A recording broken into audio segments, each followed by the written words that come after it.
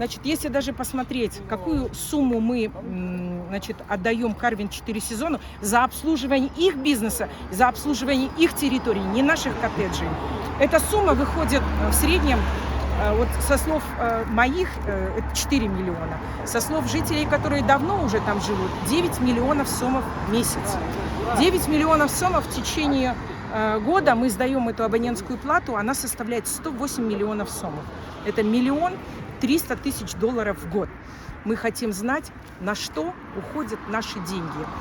И мы хотим обратиться к генеральному прокурору, чтобы он лично взял под свой контроль проверку налоговыми органами финансово-хозяйственной деятельности Карвин 4 сезона.